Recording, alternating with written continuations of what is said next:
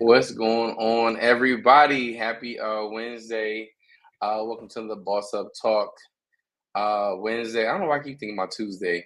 But today is a great day, first off. And you guys know, first, like and share this feed, guys. We're going to talk about some really good, exciting things today.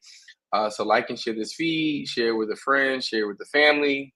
Let somebody know that we're live, guys. So, you guys know every week we like to start off with positive news and just celebrate, right? Celebrate what you have going on. So Natalie, tell us some good things that's happened in the last week.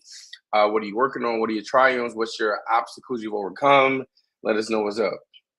Whoo, baby. One of the exciting things is my second cohort is coming to an end, the Joseph cohort, and I'm just super excited to offboard them coming to the end of the month, right? And they have spent an entire year with me getting the foundation that they need to move forward in their business. And I'm super excited that they're pretty much graduating, so to speak, at the end of the month. And I'm really excited about that because looking at those clients, a lot of them, if not all of them, have completely changed from the first time that we met. Right? They're complete different people, and I attribute that to finishing. A lot of the Mhm. times people start something and they don't finish it, but for me, I feel like there is a reward just in the finish and the completion of a thing. And so I'm just excited for them to finish the race. And it's given me a lot of great feedback and a lot of great data as I move forward with the next cohort, which should be coming up pretty soon. So I'm super excited about that. I love that. I love that about being a completer, being a finisher, because the race is not given to the swift nor the strong, but for those who can endure. Um, for me, it's a lot of exciting things. Valentine's Day was originally supposed to be slow, but thankfully, so sales picked up, and it was a busy weekend. I did a proposal for a client. I was setting up hotel rooms and everything. Listen, I'm like, listen, we're gonna get this bag one way or another. But I'm so grateful that she did say yes to my guy, and they'll be getting married. And then also too, some wins for me is just really just realizing, calling the spade a spade and realizing what the real thing is going on and attacking it head on. I think what happens is sometimes we bring up a lot of possible solutions to things when the answer is front of your face. And I think once you know what you're dealing with, you learn how to move accordingly. And I think that's the biggest thing for me is recognize the reality of what is and how do I move from there. Because there's sometimes you make excuses for things and it takes time or if you make it a decision to move forward. So for me, I'm just happy to be able to realize, what I need to do going forward and to make it happen. I'm excited about what God is doing in the season. I do realize that the answer that we need is right in front of our face. We just got to walk into it and step into it and just realize, hey, this is what it is. Let me acknowledge it and let me go back to it. And this kind of leads into our topic of today um, because for a little bit, I think I don't want to say depressed, but and I wasn't depressed, but I think just feeling down about stuff. And what I had to realize was, I'm like, hey, like Coach Stormy always talks about getting excited about your business, right? So I realized that there are some times that you have to reignite your joy because um, there are some times in business where you could feel burnt out, uninspired, disconnected from your business. It happens to everybody, about feeling disconnected. But guess what? There's good news. You don't have to be stuck. So today we're talking about reigniting your excitement, realigning with your purpose, and tap into the joy of the Lord to be your strength. I want to start over the scripture, Nehemiah 8, verse 10. Do not grieve, for the joy of the Lord is your strength. True excitement and energy comes from God's joy, not just internal success. There's sometimes in life we go through different things and um, we say we want to be happy. We want to say this, but I realize that happiness is a perspective, right? But the joy of the Lord is eternal. So the more I go through things and I focus on His joy, I realize that, hey, you know what? Every day is a great day to be excited.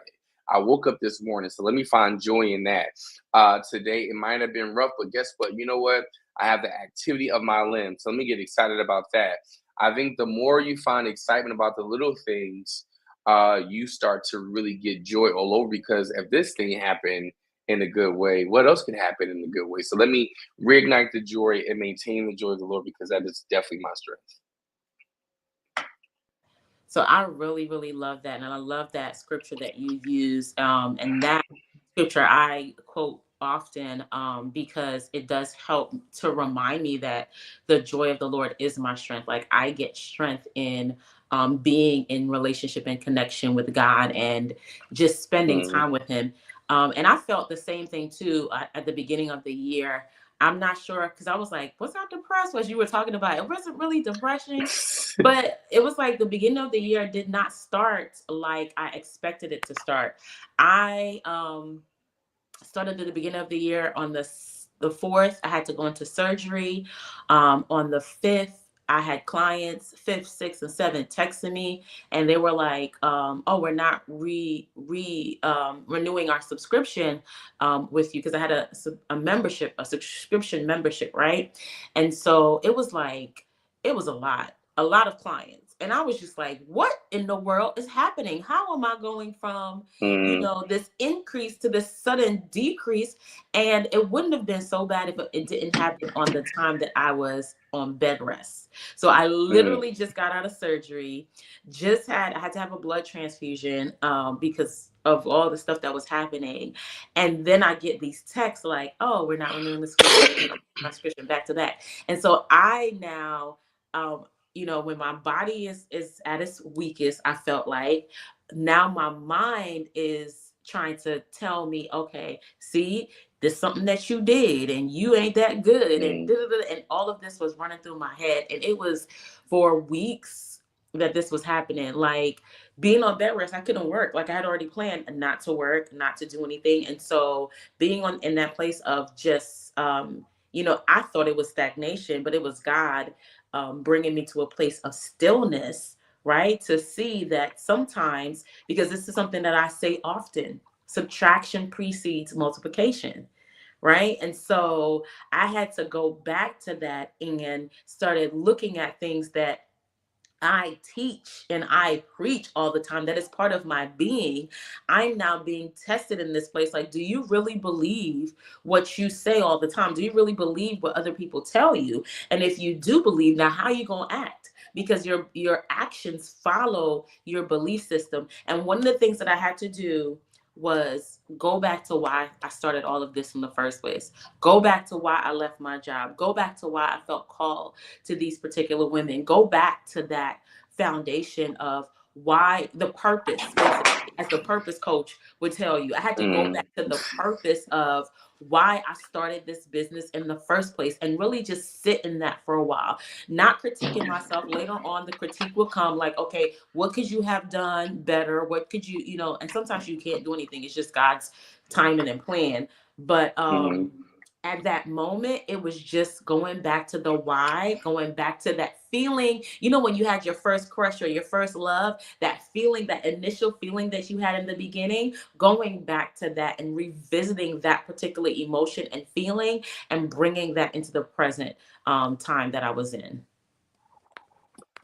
That's good.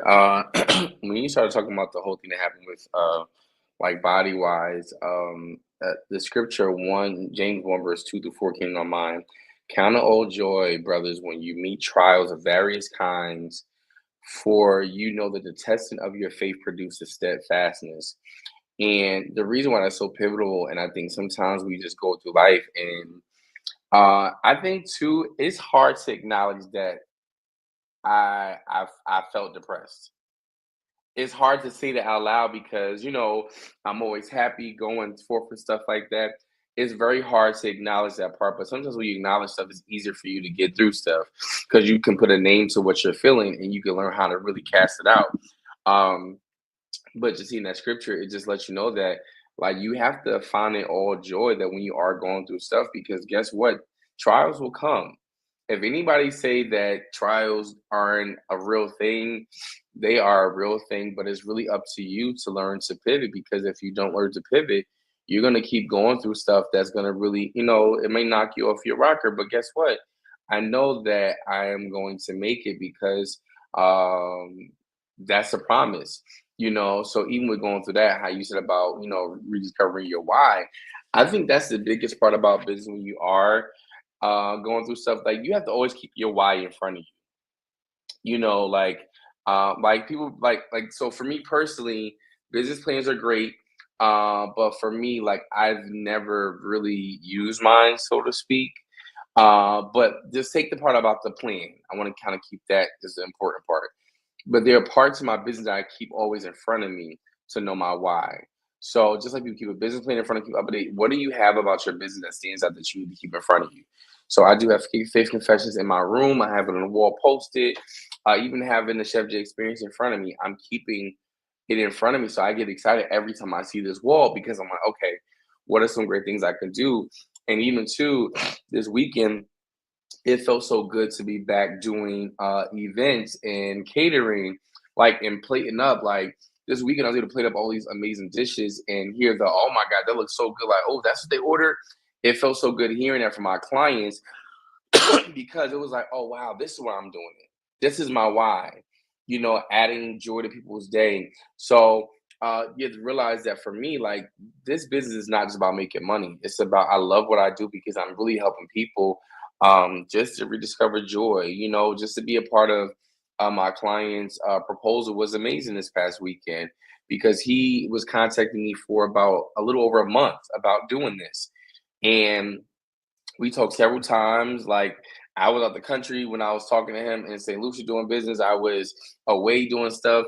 And he was so excited and it felt good that, like, yo, like, I played a role in that. And she was so happy. So to really realize like why you're doing business, it helps you keep excited. You're not just in business to make money, it's about impact, transformation, and legacy. And not only that, too, is we talked about before, this is like probably like a year ago, 2 year ago, about when God gave the talents. Jesus gave the parable of the talents. He gave everybody a gift. And what you realize is, he said, you could at least invest this. I would have got a, return from it. But the importance about realizing that you're given a gift, God is giving you all a talent because guess what? He wouldn't give you a gift without a purpose, right? So these good things that you're good at, it's a purpose attached to that. There's an assignment. And when you start to realize that, hey, this is about an assignment I have. God chose me to have this wonderful gift, this assignment. So let me get excited about it because I want to make sure that I'm operating in purpose, but I'm also operating as an agent of change. Because guess what? When you start when you start realizing that you're operating God's purpose for your life, you start to feel joy even through difficult season because one, the vision is plain. And in Proverbs 16, verse 3 says, when you commit your work unto the Lord, your plans will always succeed. The first thing I learned to do is before I make a plan, okay, God, this is what you want me to do because I want to commit this to you because I know once you put your handiwork and your success, your gift on it, and your love and your support and your wisdom, it becomes a success. That's why, like, I believe that everything I touch my hand to do will prosper because I know that God is giving me this plan. He's giving me the vision, giving me this idea. So it may not make sense to other people, but who cares? It's not your gift. God gave this to me, right? So I'm going to trust that He's going to make provision for it and bring success and give me learning lessons along the way. So just know that the first thing you want to do is you want to pray and reflect on what has God called you to do in business. Um, Write down testimonies of how your work has impacted others. Like, I love getting testimonials after event because it's only not only for promotion, but it helps me like, wow, like, this is what somebody got from this. They enjoyed this. They love this. Like, that's what I do. And also, too, the third step is like, you want to make sure you spend time worshiping God and thanking God for giving the gift of entrepreneurship. There are so many times that we are not thankful of the gift. We're so used to having that. We don't realize that some people would kill to have a gift, right? That you have. There are people who are jealous because you have this gift and you are over there pouting about it. Somebody like, I wish I was good at this. So you never know who's looking at your gift. So you want to be thankful and say, God, I thank you that I have the opportunity to cook for people. I thank you for the opportunity to mentor because the more I keep it on the forefront, the more I'm able to develop joy because I realize that, hey, this is a God given gift or talent. So let me not waste it. Let me not abuse it and let me celebrate it so I can keep blessing other people with the gift. I love that you say entrepreneurship is a gift, because sometimes we don't look at it as a gift while we're in it. We look at it like, this is a curse. Why would you call me to this thing? Because your business is really birthed out of your calling and your being, right? Your gifting is innate to you, even if you don't start a business. Even if you decide, I'm going to work in a 9 to 5, or I'm going to do something else, your gift is still within you, right? Your business is just an opportunity to get that out in that specific arena of entrepreneurship, which, as you said, Chef Jay, which I'm going to start adopting that mindset, that it is a gift and it is not a burden. Sometimes, and you can liken it to being, a parent, right? Sometimes there are moments in parenting that is super difficult, that is hard, and these moments are not for seconds. These could be years. Like, imagine raising, a teenager, or they call it the terrible twos. That usually lasts between 2 and 3 years old. So that's 2 years, what I'm saying, of dealing with this kind of attitude, right? And depending on, what else is going on, it can be years before you come out of that dynamic, right? And so even thinking about entrepreneurship as a gift, there are times where you go through these situations and these scenarios where it's not favorable. It looks like you are failing back to back to back, but it's just a setup for your success. You're being built in those moments, right? And this was the first time, I'm not gonna lie to you, that I ever heard Joy explained the way that you just explained it. And it made me think about why people say joy and happiness are two different things, right? And I know contextually, and I know when people talk about, happiness is happenstance and it happens to you, and joy is a little bit deeper, right? And then I see the Bible and say, blessed is the man, and blessed means joyful is the man. And so just my mind for weeks now have been trying to figure out what the heck is the difference between being joyful and being happy, and why do I want to be happy in entrepreneurship. And you just explained it so well. Like, joy is this deeper, it's not just an emotion, but it's really like this knowing that even though I'm going through this time right now in my business where it's not favorable, the outcome, the end result, right, doesn't look like it's going to still be me being successful, or me being a multi-million dollar business owner, or me having successful launches. It looks like I'm going to die here. It looks like I'm never going to get out of this situation. But there's a joy that's on the inside of you that says, no, but the future is brighter.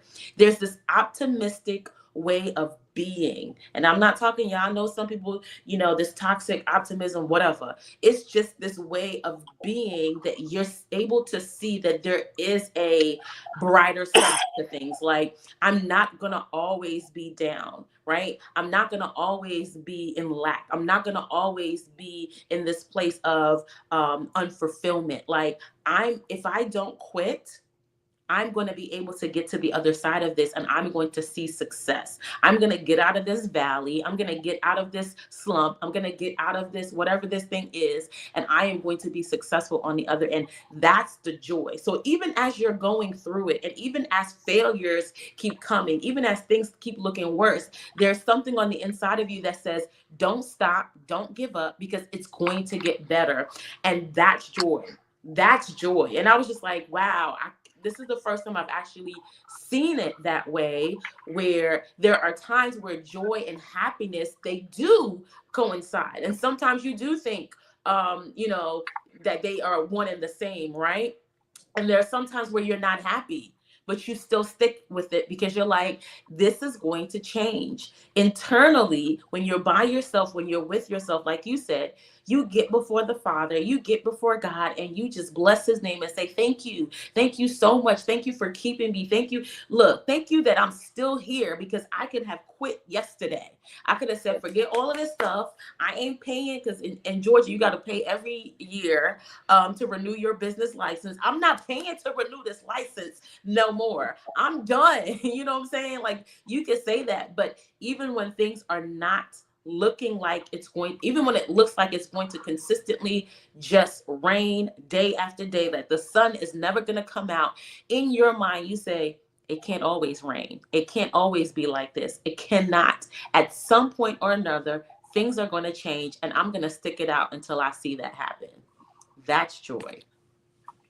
Yeah, that's good. I love that part that it won't always rain. It has to stop. And I think the other part about rain is I think during the season of rain, rain is important for growth.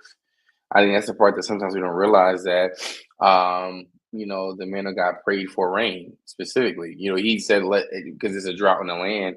So sometimes, it depends on how you look at every situation. So we talked about this before too. Like, it's like going to the eye doctor and they are changing your perspective saying, is this better, is this better? Because what happens is too, is sometimes it's just your vision or your perspective of what's really going on. We all can be seeing the same thing, but if I put my glasses on Natalie, she may see things totally different. It may be blurry, but we all have our own prescription, or we all have our own. Every glasses are different. Every eyesight is different. And once you start seeing things, you have to be clear about what are you actually seeing, because there's some of it can be really depressive, like seeing like, man, like what's going on? Why is this not working? But I realize is um success is fleeting, but the joy of the Lord is constant, right? You could build the business on things that are success by the world's definition of it, but guess what? Things change.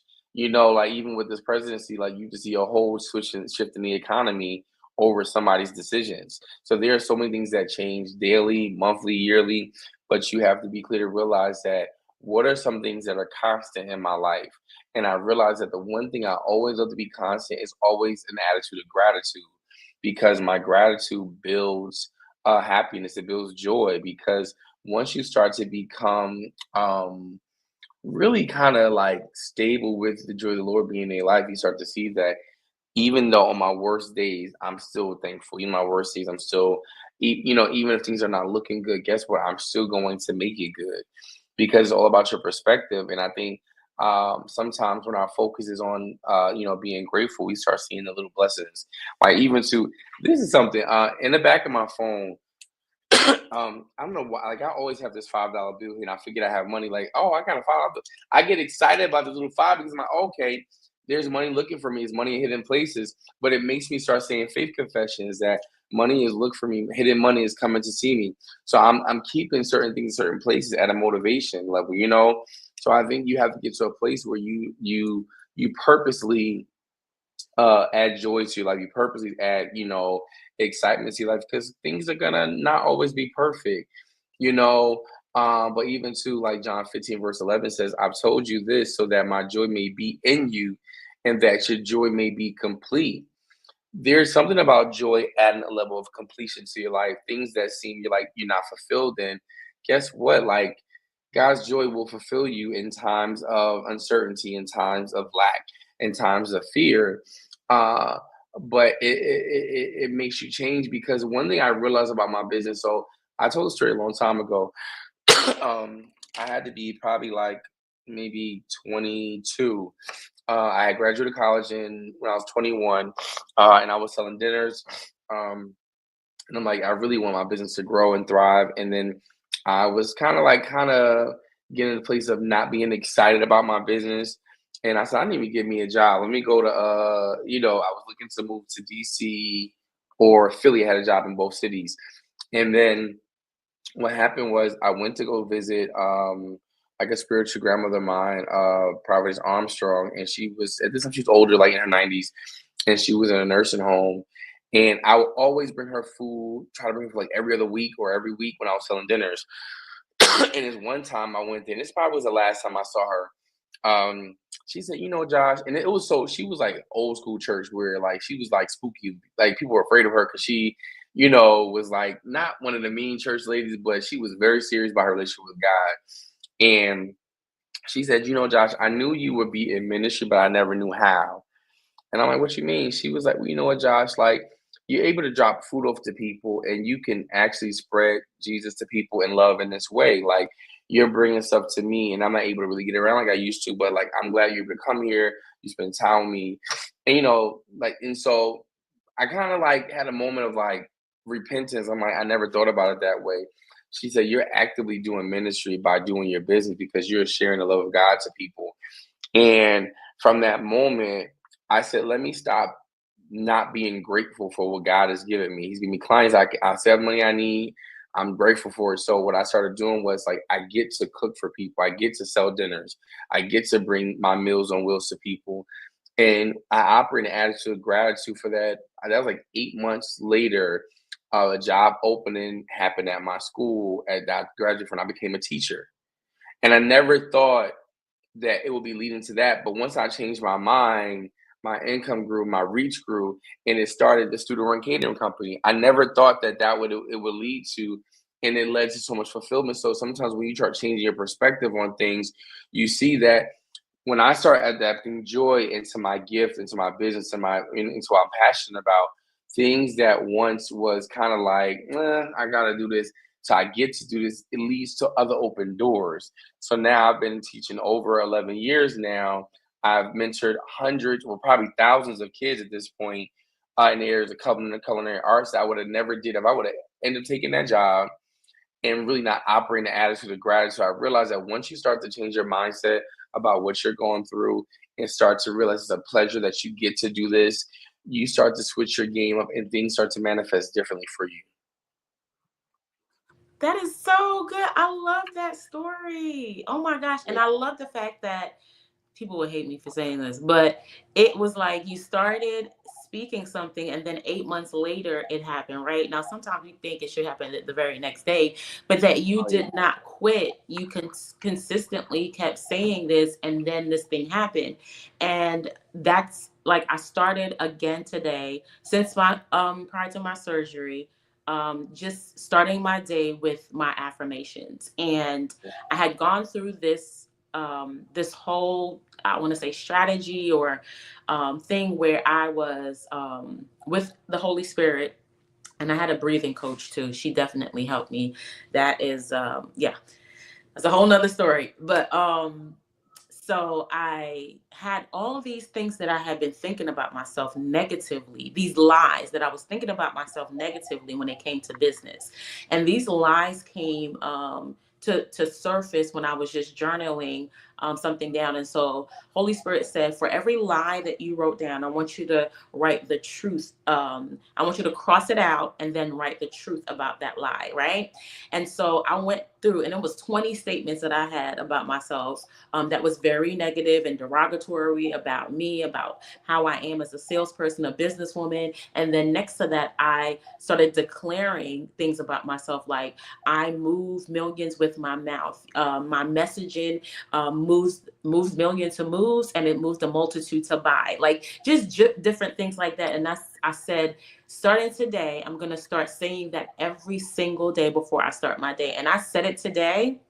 And when I tell you, I could feel the shift in my body. I could feel like the real version of who I am was connecting with those words, and the imposter that usually shows up was like, oh, I got to go because I can't fool with this chick, like how she's speaking. And I'm excited because I know when I consistently begin to say these things, I'm shifting my mindset. I'm shifting how I'm thinking and seeing, and it's going to shift the way that I show up. And I teach my clients to do the same, right? It's just like your words have so much power. Your words have the ability to shift even your emotions, because your emotions are connected to a thought, right? So Mm, if you good. want to change that feeling of sadness or doom, or like you're getting ready to go into this depressive state, you can stop that by changing the way that you speak, which changes the way that you think, which changes the way that you feel.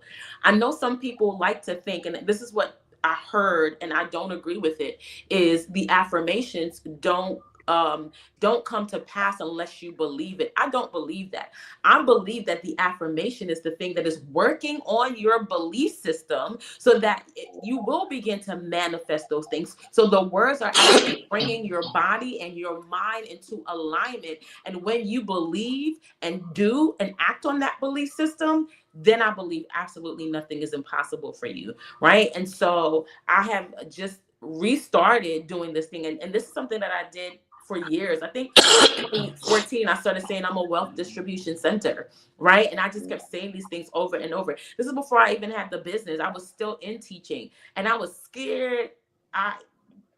That word to start a business. I was like, I don't know how to start a business. I don't know what entrepreneurship, I'm afraid to even talk to people outside of my sphere, outside of teaching, outside of that, what I thought was my only gifting. I don't want to venture into this thing, but saying those affirmations and saying those words, it shifted the way that I started seeing myself. And then when I was placed in opportunities to connect with other entrepreneurs, I was like, you know what? I'm just going to go ahead and take a leap and take that thing. And so affirmations will changing the way that you speak will eventually change the way that you feel if you would be consistent in speaking something that you don't currently feel and bringing that thing into existence.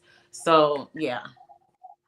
That's good on so many different levels. I think too is the reason why it's good to always keep a list ahead of you of things to do or you want to work on is you want to keep things in the process of being shooken up, right? I want to shake things up because what happens is too is you could become stagnant by routine as well too. So it's not saying it's nothing wrong with routine, but sometimes you gotta take a step to analyze your routine and know, hey, is this routine working for me for right now? Is this something I should elevate or check out of it? Because there's certain routines that will keep you stuck, right? Because there's no type of like that's why I think it's good to like for me, like I love watching TV because it brings me into reality of someone else's creativity. Like to think about different shows. I'm like, wait, how like I love shows that are um court shows or shows that are like not court shows but like CSI or like I like Elsbeth. I like these different shows on there like Matlock. I love Matlock, new Matlock, because um I just think that she's so creative with her thought process of how she set this up. I'm like, I didn't even put two and two together. Oh, that's why they did it now. Makes sense.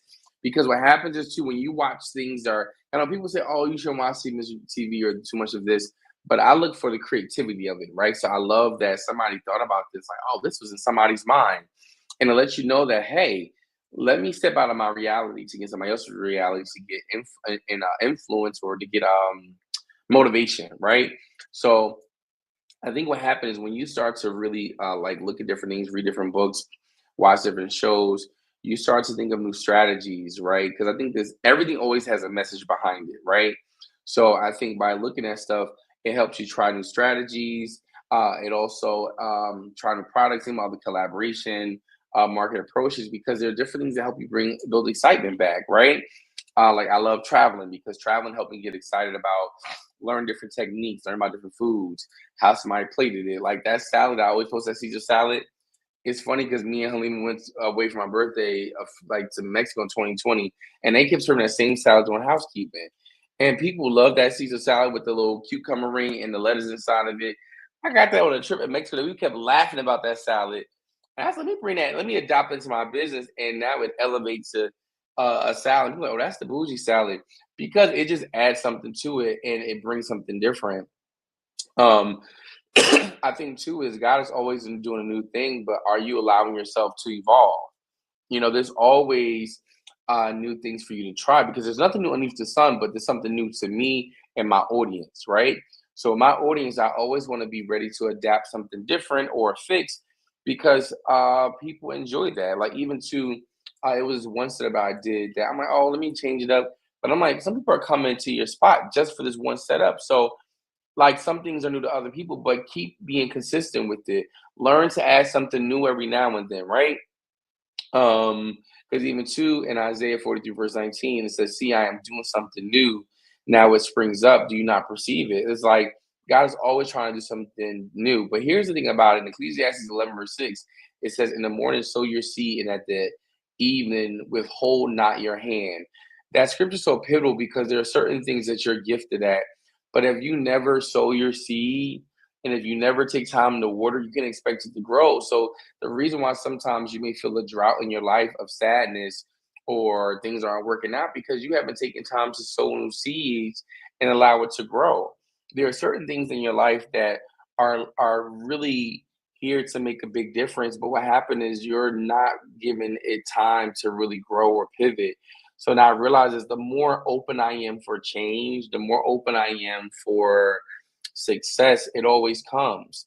So, like for me, like I always thank God for new ideas and new concepts. Even when I go to bed, I go to bed. I always say, God, I thank God for dreams and vision of new ideas and new concepts. I thank you for witty inventions and stuff like that because, when I look at like especially being Black History Month, and I love posting the success of Black people. You look at somebody like George Washington Carver, who created 300 uses for the peanut. Like 300 different uses for one thing. And we're so caught up on one thing. Like, why can't God give us more ideas? Right? He can give you as much as you want to, but you got to know that in the process of that, let me be going back to about routine. Like, you want to evaluate what's working and what's not working. Where do you feel stagnant the most? Because once you kind of figure the area being stagnated the most, you start to grow faster because you've identified what is the area. When you think about even to like let's say if my students are baking something, let's say they're making cookies and they mistake the flour for the baking soda, it's a big issue. Or they confuse a teaspoon measurement for a cup, and they wonder why their cookies exploded all over the place because you added too much baking soda. You added much, but these are things. What happens if you never take time to evaluate what you're doing? Which is why it's good to check your ingredients. Check what you added in your ingredients. Check your method of prep because it might need time for you to really kind of switch it up because what you have all the things that you need, but you might be doing the wrong amounts at the wrong time. But once I do the right thing at the right time, I get to maneuver to see what's working, what's not. And a lot of times too, if you start checking your output level, you start to see that hey, maybe it's the wrong output level, and this is the reason why I'm not growing in this area. That's so good. That is so good. I love that routine conversation because for years that has been me. Like I was expecting to go into different seasons with the same routine and it was just not working. Like something simple like when the kids I would have a routine for the summer and then when the kids go back to school for fall, I fail to shift the routine and then I'm like, why are things falling apart? And it's just like, oh duh, you're in a whole new season. You need a new routine for this season. And then by the time I shift the routine, it's like, oh, here comes winter break. And then the one thing that I did and fell apart. So for years I was going through that process until I started actually evaluating and saying, oh my gosh, for different seasons, I need to have different routines and even for different stages. So as the kids were younger, the routine was one thing. But once they got older in middle school and high school, the routine had to shift. The way that I spoke and talked to them had to shift because things evolve, people evolve. And so I love the fact that you said you have to evaluate your routine because the thing that brought you freedom last season can be the thing that enslaves you this season. Right. This is why it's so important to really take time to reflect because outdated systems cause a lot of people to lose money in new seasons. Some people are still, I don't know why, trying, I'm just kidding. Some people are still using 2020 methods in 2025, or they're trying to use the methods that worked in 2018 and 2025 because the market is evolving at a very rapid rate, by the way, because of technology and all the things that they have been doing in AI, it's evolving so rapidly that the jobs that people used to do, like for copywriting, there's a lot of people moving forward hiring copywriters because what they're doing is giving AI, giving ChatGPT all of their information and saying, you know what, just organize this so that people can, people can click on the link or give me a call to action or help me organize my website based on this content, right? And so understanding that you have to learn how to pivot and shift. You have to, right? And it does start with understanding that your routine can be that first shift. And if you're the type of person that, oh my gosh, when your routine shifts, you are all over the place, then maybe entrepreneurship ain't for you. Because let me tell you something. Last month you could have made 10K and this month you can make 0K. Or last month you could have made 10K and this month you can make 100K, right? Are you prepared? Because I know a lot of people are always talking about being prepared for the failure, but are you prepared for the rapid growth if you're doing things that you're supposed to be doing? Are you prepared to go from 10x your business from $10,000 a month to $100,000 a month. And most people are not ready for that kind of shift. And that growth can become a burden instead of a blessing that it was meant to be if they're not ready, if they're not the type of person that can shift and pivot, if they're not the type of people that can see things are changing. And so I need to begin to adapt to that change. And it starts with understanding the routine ain't going to stay the same. Things are going to have to change, and so are you. That's good. I love that part because what you start to realize is with routine is you got to evaluate. Like I think, like, why do we feel like we don't have to do checks and balances of our own life? Like checks and balances of your own life is going to always be important. And I like that you said about the whole thing about change with things change every month, and I realize that I love to look at the glass always half full because if you start to focus on the stuff that's not working, um it's harder for you to shift your mindset to joy and gratitude. If you focus on things that are like stagnant, not really going anywhere, you become like pessimistic. Woe is me, and this I really can't stand pessimistic people because it's like it's always something. Like, oh my goodness, there's always something. Just make something out of it. Like it's like that saying about turning making lemonade into lemons. And there are going to be times where things just don't make sense or things are just not adding up. But guess what? I realize that I am counted all joy when I fall into diverse situations because I know God is going to give me the wisdom to do it. And I love when it's opposition because it gives me a chance to really operate in my gifting, right? Because next, I know God is going to give me the vision to knock it out where things may seem so chaotic, things may seem like, oh, it's not going to work out. But I realize that, wait, hold on. God, you have given me this time to show out and show up. So I realize is when I'm going through moments where it seems like it's utter chaos, I get a chance to put to practice what I've been saying I'm good at. You know, um, my mom always laughs because she said, "Man, people be coming for like brunch like that. You get this room ready so fast, it could look like a disaster beforehand. But by the time people come in here, it may be 5 minutes to spare. It's set up because what happens is like I know what I'm good at. Like I know how to realize that. Let me focus on my strengths and abilities because once you keep focusing on what you're not good at or what's not working, you like become so lackadaisical towards really producing something great. And I realize is I love these moments where I get to learn about stuff because I'm like, wow, I never knew that this would be beneficial for me. Like I never knew that this would lead into this. And so now I have moments where I'm like, I'm so grateful. And I feel like I am honored because I get to do these things. I get um to show my gifts and my talents, right? Because what happened is I always want to make sure I'm a showpiece for God to show his love to other people. Because I know my gift is not just for me. My anointing is to bless other people for somebody else to benefit from it.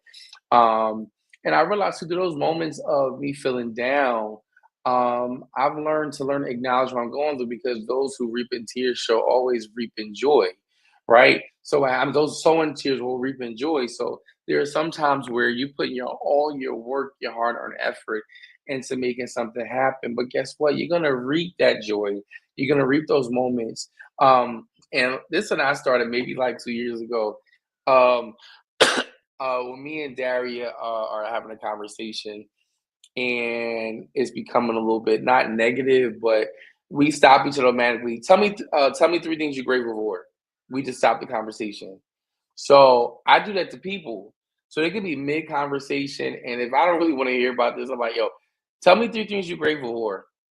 Because once you stop that conversation, it makes you focus on that part. And sometimes we get offended, but I'm like, hey, you focus long enough on what's going on. Let's tell me three things you're grateful for. Because what happened is you start to really switch. Like you have a quick transition, and I think sometimes too we don't stop ourselves immediately from really changing our mindset because we keep going. Once we talk about one thing, that 30 seconds of offense turn into a lifetime of hurt when it's like, well, let me stop that because I'm not going to let another day be bothered by this 15 to 30 seconds of offense where I could be offended, but let me choose to give God the glory and really focus on what I have to focus on because Listen, if you don't celebrate the small wins, they don't ever become big wins, right? So I realized the more I magnify the negativity, the more I lessen the part about being positive. So I always try to be positive. I always try to celebrate the small wins, and do it weekly, daily, like every day. Like what? Sometimes you gotta do it every hour. What's something positive happened the last hour? Because there are times where you can get down. So it may be, hey, I'm just grateful I woke up this morning. If that's my win for the day, let me celebrate that win for the day. I woke up this morning. I didn't need a breathing machine. I was able to clean myself, feed myself. I had money to put gas in my car. If I didn't, I had like an ounce of gas left to get me here. Like once you start really making it a habit of attitude of gratitude, things start to work for your favor. Drop that mic. Let's go. Okay. That was so good. Things start to work in your favor. And this is how it all ties into the joy. Like, even in the middle of the opposition, you understand, like, I'm going to come out of this the winner. And when you were talking, for some reason, I had this image in my mind of entering into a ring, a boxer entering into a ring, and already knowing that the outcome is they're going to win, right? But they still have to fight.